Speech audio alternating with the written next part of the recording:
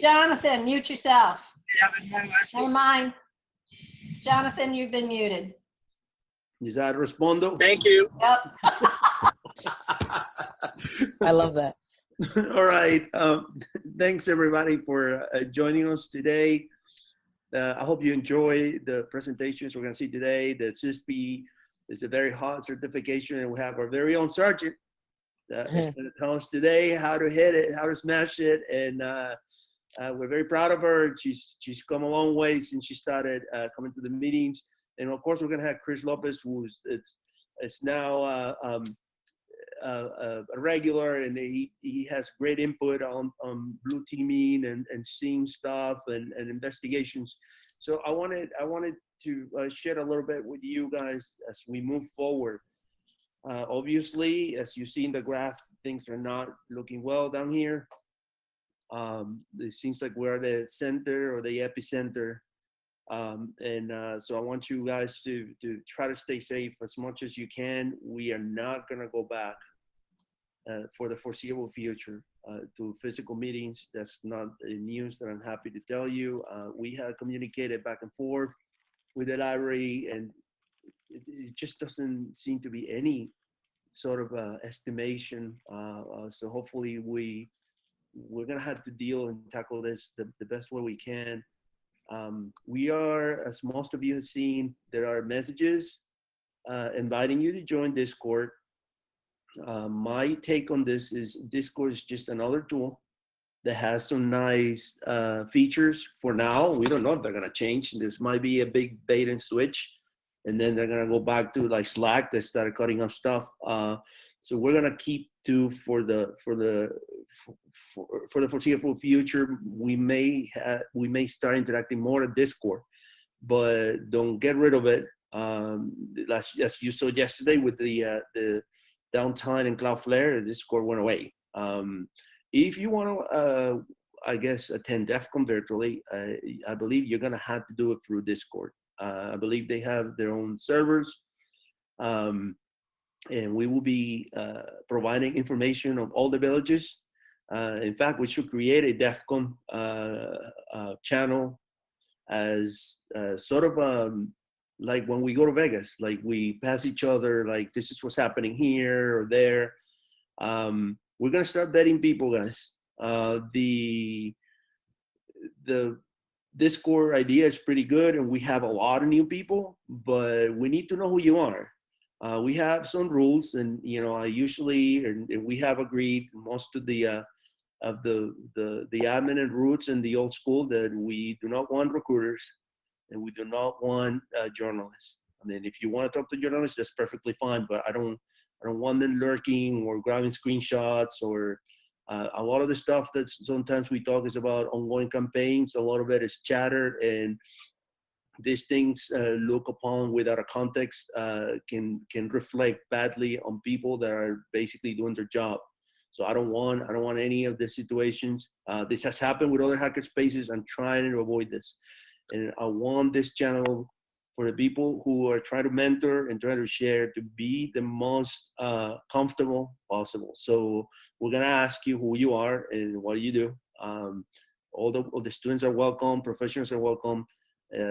This is a channel that is for all of us and for the community. So I'm trying to keep this as real as possible. Remember, first and foremost, this is a hackers channel. It's HackMiami, Pacific Hacker. So understand that when you're seeing things that are posted, because that's what we're trying to do, and we'll continue helping people, and we'll continue doing what we do.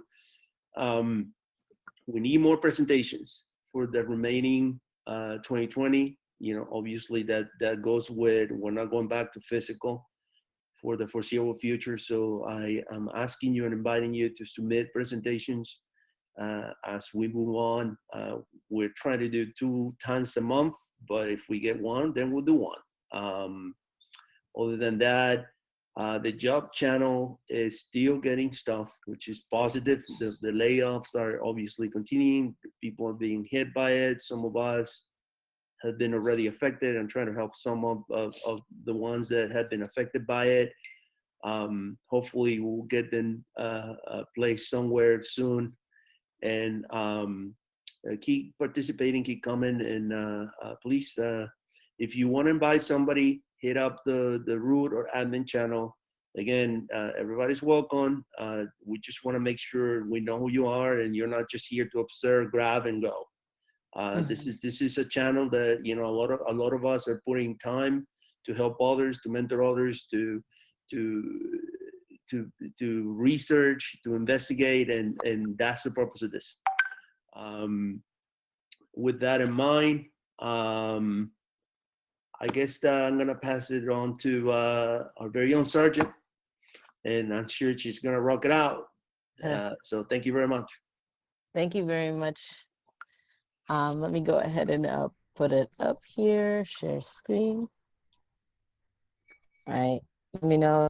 I'm gonna. Looks good.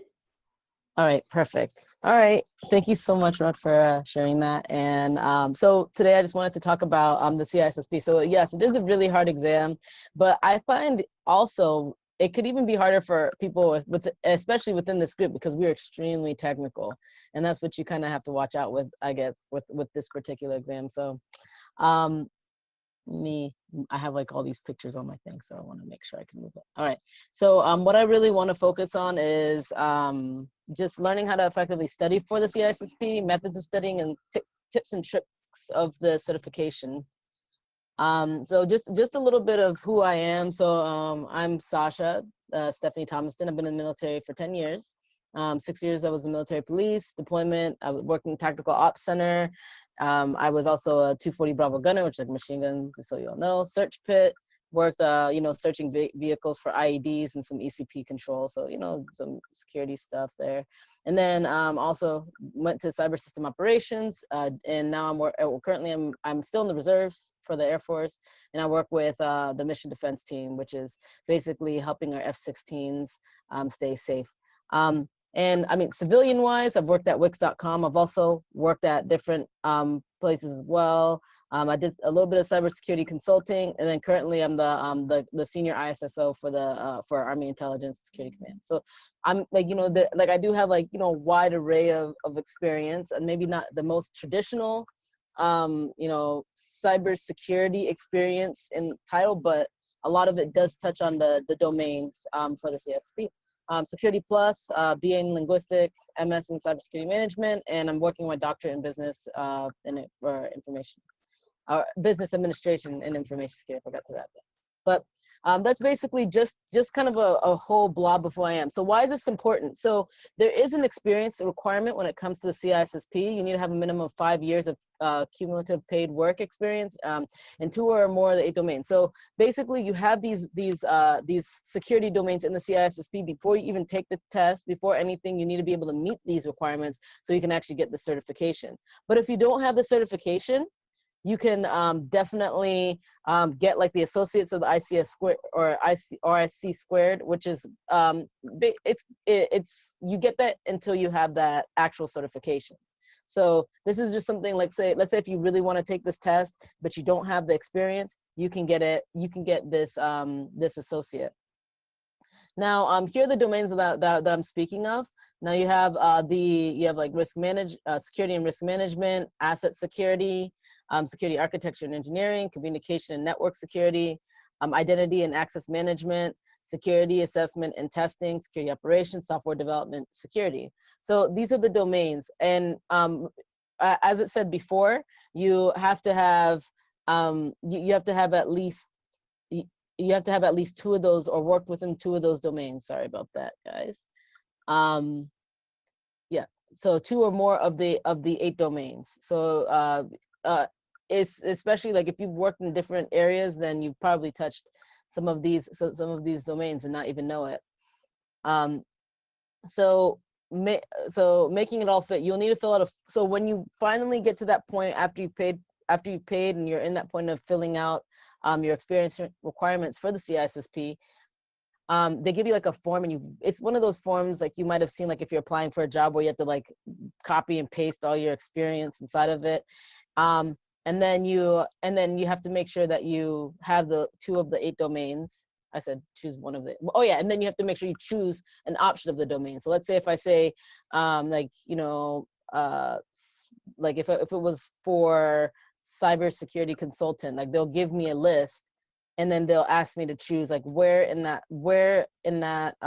one of these domains was I working, or what was I doing in one of these domains when I was a cybersecurity consultant. So that's kind of an example. And you'll also need to provide proof that you worked at your employment or you've had that education. So I had to actually go through, you know, go through some of my records, like military record for the mission defense team thing or cyber system operations, and like actually like, you know, give them something there. Or you can give them like you know, your hiring paperwork, kind of like your actual paperwork that you get when you get hired or when you actually leave. You can give them that paperwork. So you will have to provide some type of documentation when you're going ahead and applying for this certification. So on another note, if any of you are ever interested in working for like government or something like that, this is just a list of like the different certifications that you can get and where they fall. So for me, like these IAM, like this is information assurance, technical information assurance, managerial. So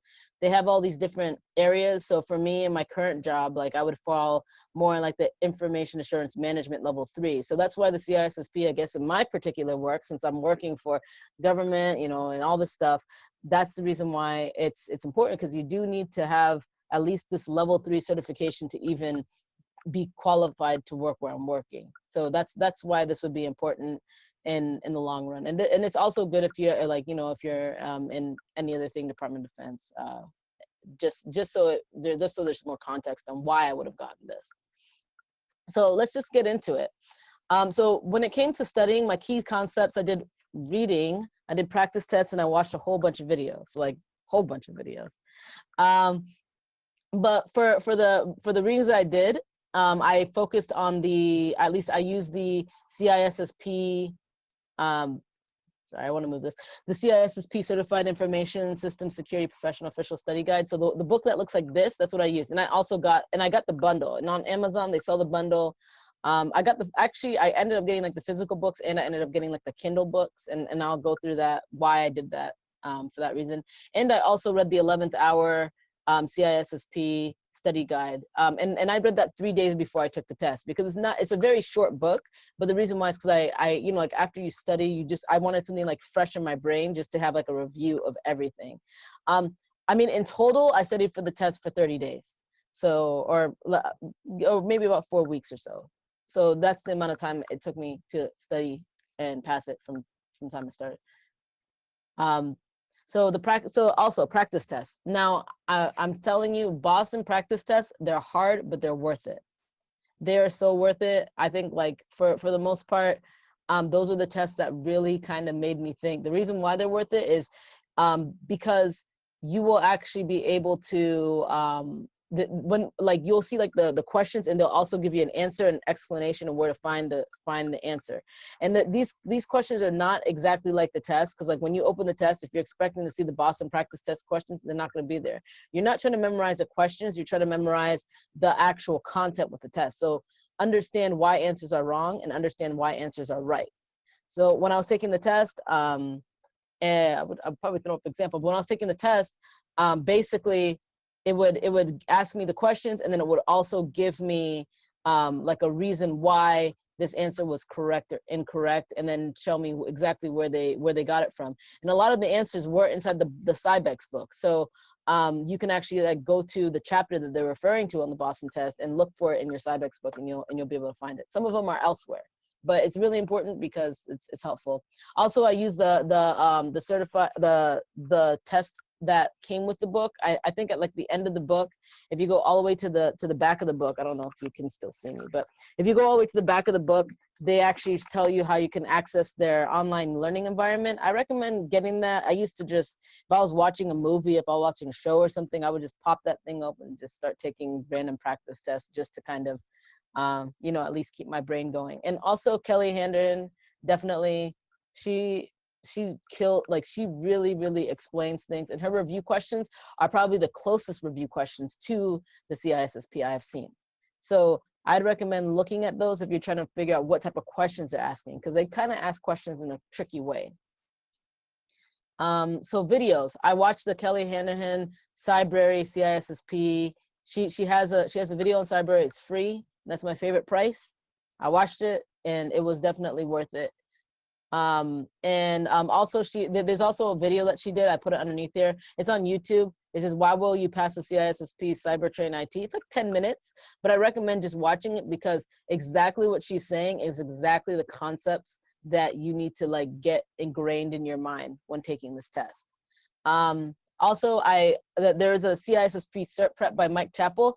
This is actually on LinkedIn, and I probably should have annotated, but this CISSP Cert Prep, if you go to LinkedIn and you go to LinkedIn Learning, it's on LinkedIn Learning. And you can actually, what this does is it's actually conjoined with the actual book that I was talking about, the Cybex book. Don't ever rely on any of these resources. Don't rely on them alone. You want to use them all together. You need to have all those different ways of knowing exactly, like you have to like have different angles of this test. So what I recommend is you go on LinkedIn Learning, watch the little Mike Chappell short video or short section about whatever it is, and then you follow it with your book. So for domain 1, you follow it with your book for domain 1. So you just kind of go back and forth with your book and that LinkedIn Learning thing. So that would be another way of getting that going. And also Larry Greenblatt, I think that's how you say his name. He has a, sorry, let me just check. He has a video that is basically pretty nice, and it kind of just tells you how to take the CISSP. It's short. I don't remember how long. I think it might be 30 minutes, but I would recommend looking at that video on YouTube as well. All right, so mindset for the CISSP.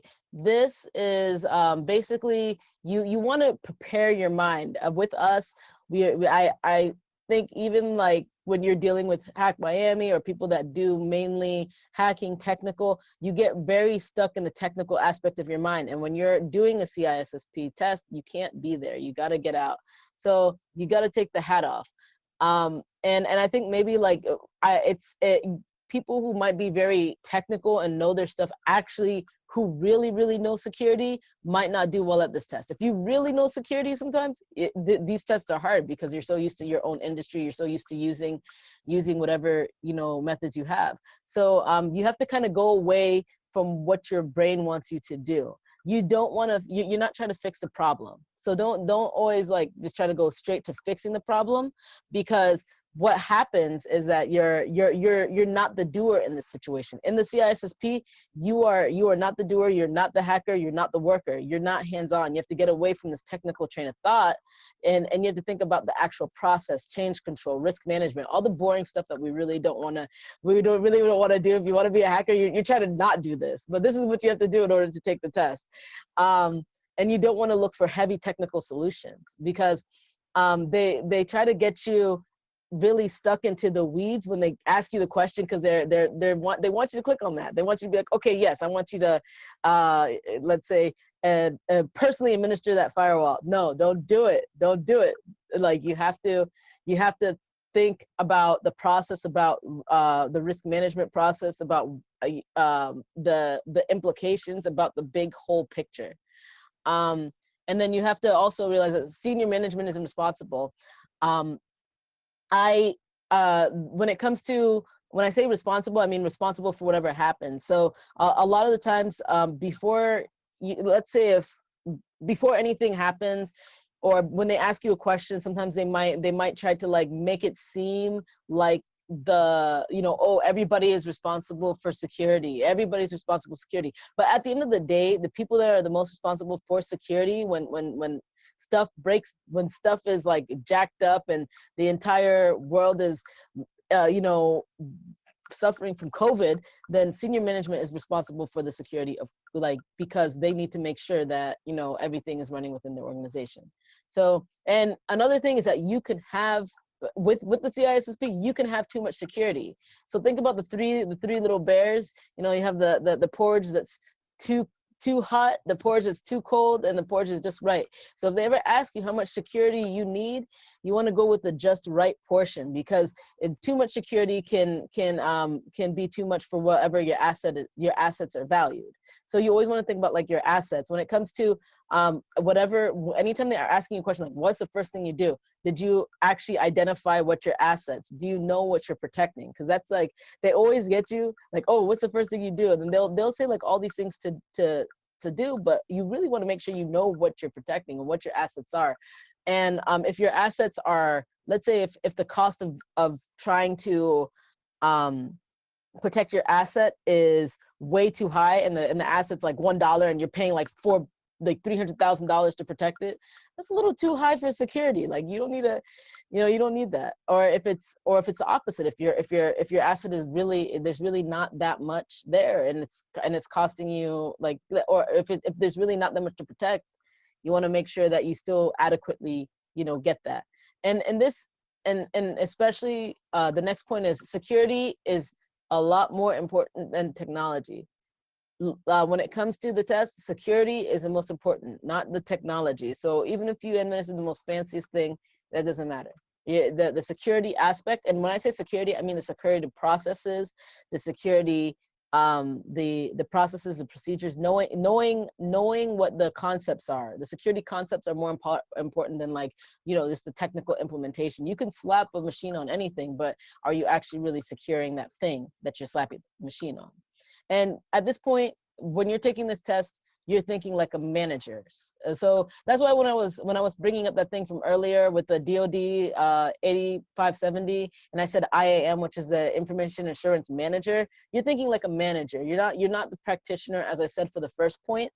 You are now having to escalate things or disseminate, but you're not doing anything. You're not doing that hands-on work anymore.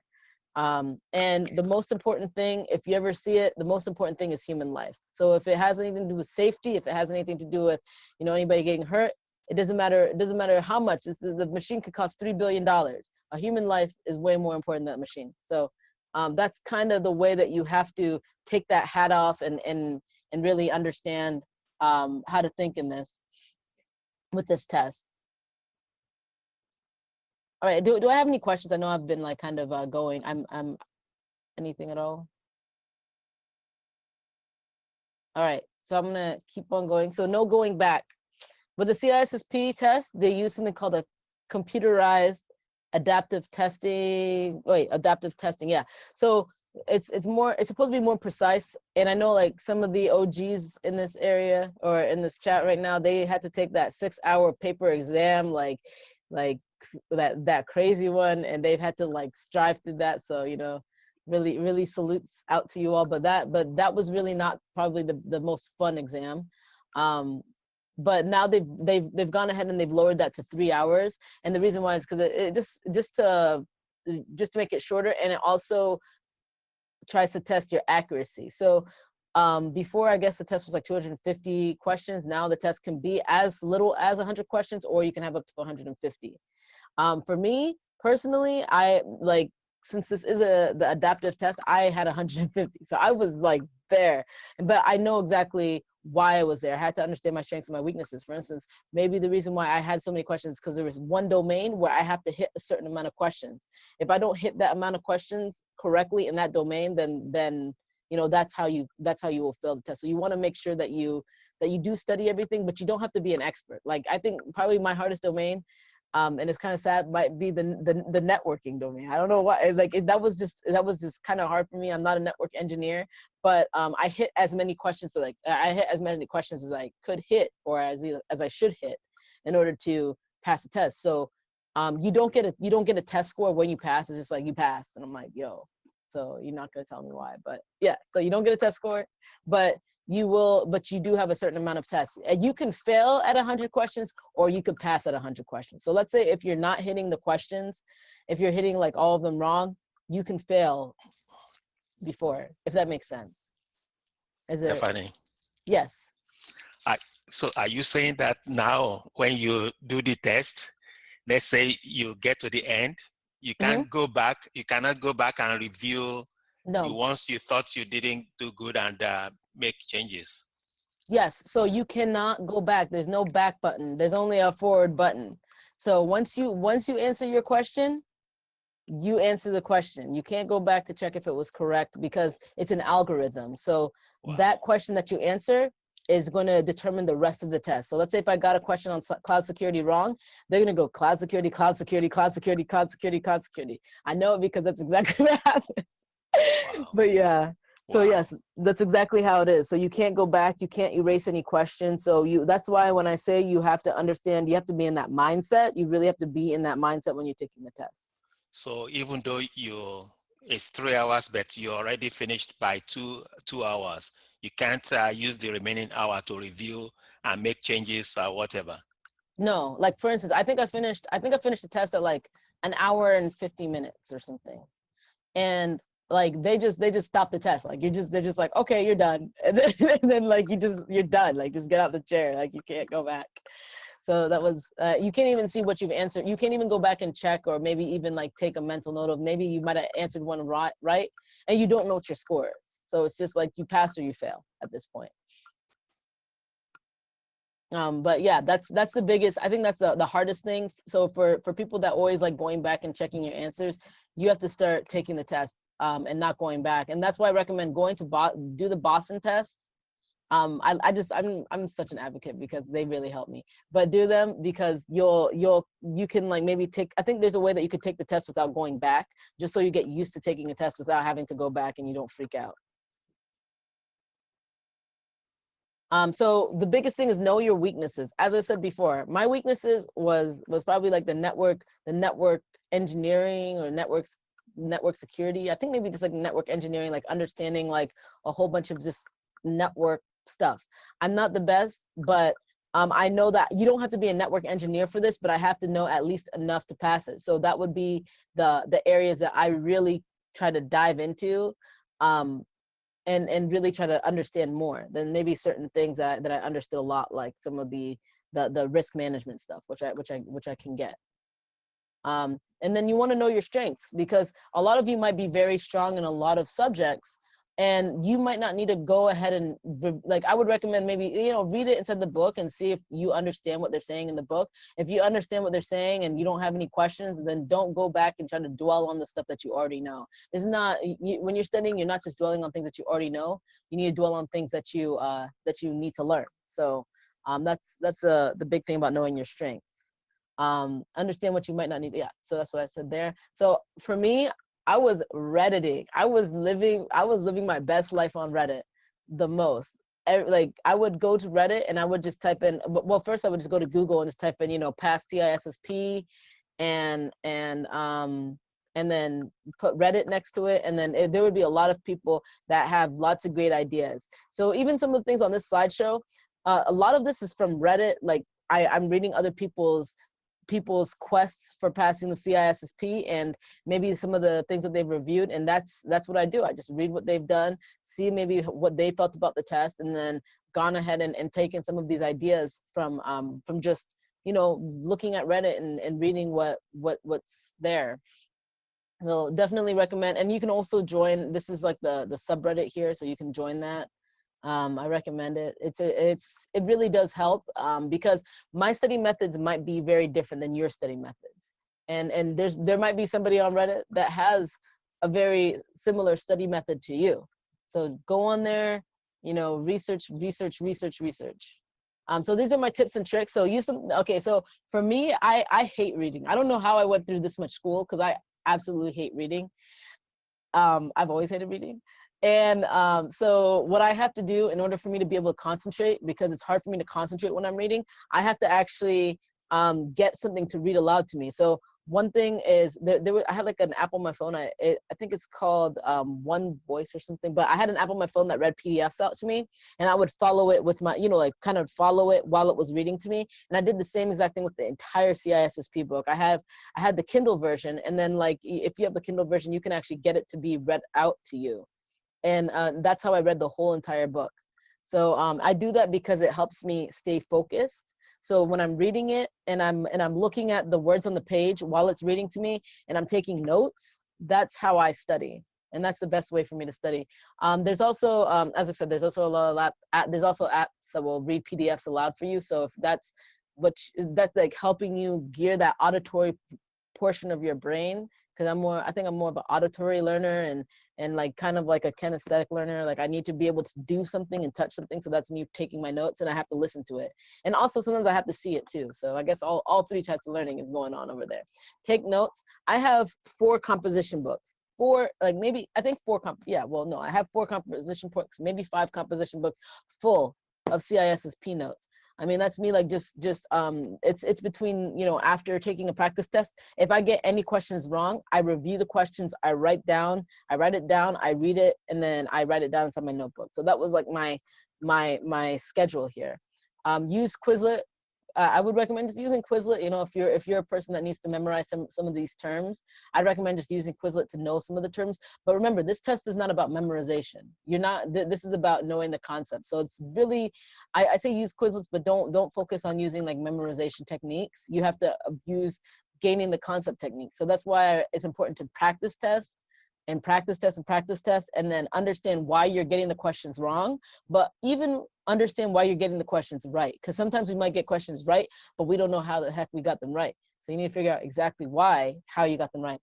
Find somebody to study with. Just always have somebody, like, it's always good to have an accountability partner, have somebody for you to like study with to keep you on track, because it's easier when you're not doing it by yourself. Make a schedule. So for me, when I go to making the schedule, the best way for me to study is I cannot be home and studying. I can't study at home. I have to go somewhere and study. Like, I mean, it's kind of hard now because we are supposed to be social distancing, but even like, I mean, maybe if there's somebody like that who has the same learning style as me, go to a park, or I don't know where y'all are allowed to go outside of your home, go to your backyard. But like sometimes it might be good to change scenery. If you find yourself getting extremely distracted at home and not able to do something at your house, then try to like maybe go outside and do it, or find somewhere that's not exactly in your home, because it could be distracting. That's just my opinion, but I recommend if anybody wants to try that, I think it would help. And then also schedule the test. Biggest thing is to schedule that test, because you need to mentally make yourself freak out and be like, oh my goodness, I got a test coming up, I got to study. When we say, oh, I'm going to study for the CISSP, and you don't have the test scheduled, then you're seriously just kind of putting yourself in a hole where you're never going to take the test. So it's better to schedule the test and then study for it to the test. Worst comes to worst, let's say if you're like, wow, I never read, my goal was to read the entire official study guide by CyBEX, do all the review questions, and finish let's say finish 20 practice tests at 70%. Like that's a goal. Let's say if you weren't able to read the whole entire book for CyBEX and you scheduled your test, then maybe you can actually move your test to a later day. But I would recommend scheduling the test so you have your brain set that you're going to be taking an exam. So I mean, that's like kind of there. This is more of just like, you know, understanding the test. I know it's really short.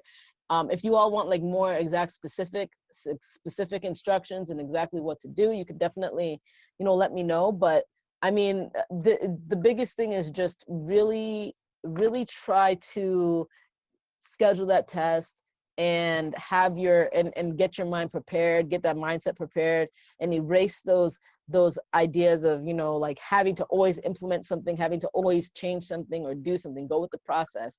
And remember, this test doesn't reflect your working environment. So let's say if you're already doing cybersecurity, like let's say at a company or whatever, and you have your own practices and stuff, it's good to draw from experience, but remember, when you're taking this test, you're working for ISC squared company, and they have their own you know, methods and everything of how they implement stuff. They're, you know, whatever you read in the book about risk management, whatever you read in the book about asset security, software development, that's their own concept. So you need to study it as if you were working for ISC squared as a company, not as your own company, because your company might be doing great with their security, but it might not be exactly based off of what it is in the CISSP. So I hope this was helpful. Let me know if you all have any questions. Let me know if there's anything else that you would like me to talk about.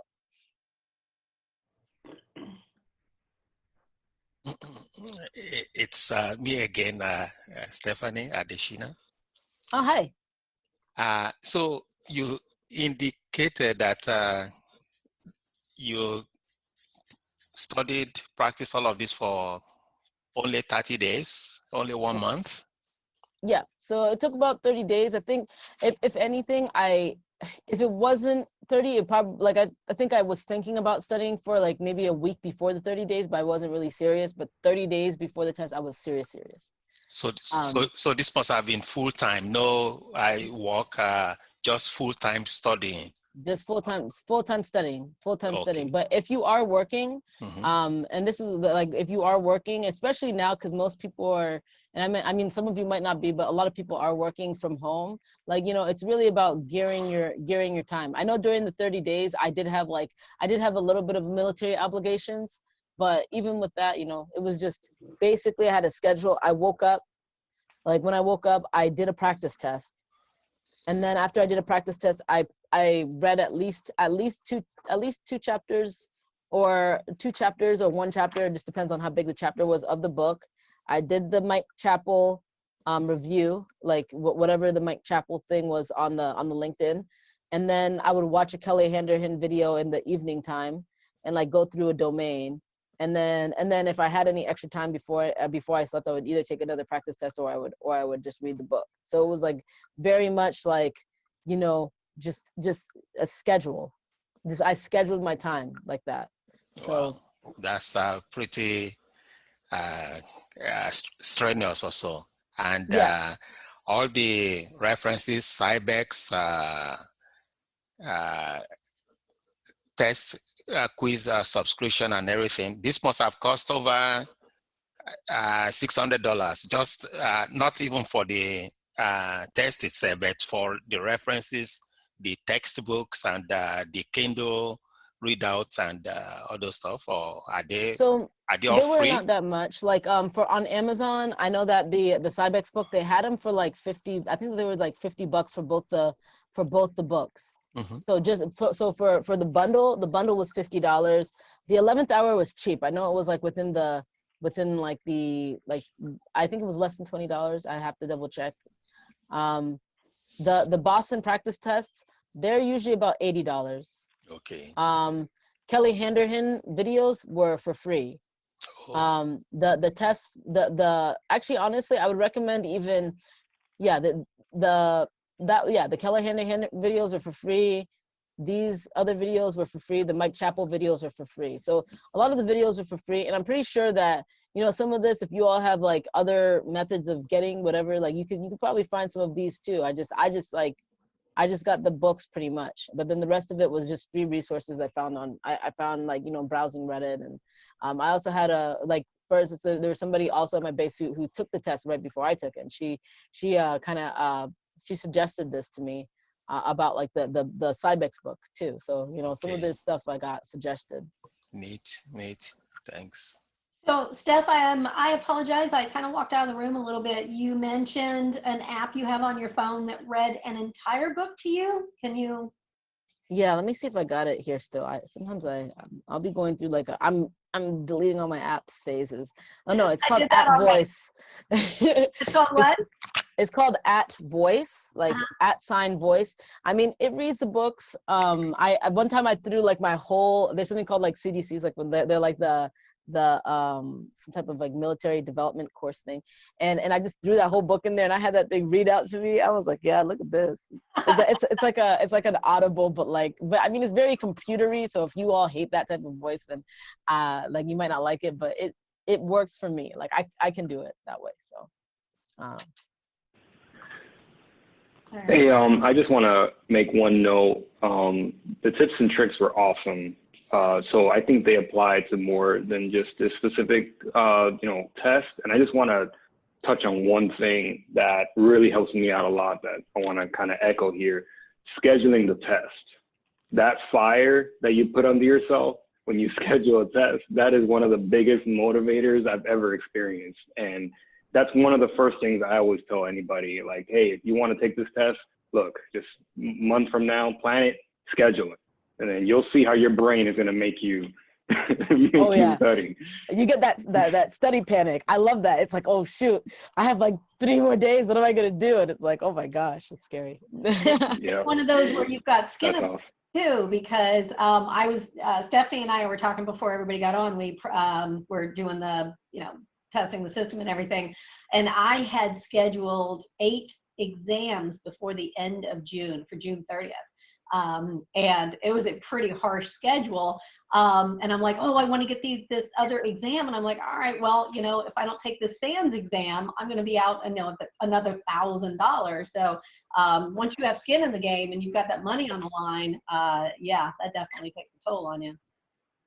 Yeah, I'm telling you. And also I forgot to put in the tips and tricks, and I can't believe I forgot. Like, I was thinking it, YouTube. So anytime I don't know a concept, like for instance, if it's like Kerberos, I'll type in Kerberos YouTube, and then you'll find everything about Kerberos in YouTube. So if there's like a vocabulary word that you're not familiar with, or if there's like a type of thing that you're not, software development lifecycle thing that you're not familiar with, just type in this concept and just type in YouTube on Google, or you can just type it straight into YouTube. That's just the way I do it personally. But and then it's just like the best way to do it. And then you get it right away, watch the video, and then take notes. So like anytime I get stuck at anywhere, I always just type in whatever I'm stuck at, YouTube, and then take notes. So yeah, and that actually fits in with the using multiple sources that you already mentioned: textbook, Cybex, getting second opinion on the same chapter or the same topic also. exactly.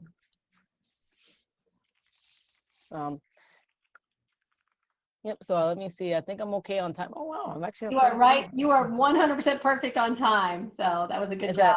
It's that military thing kicking in.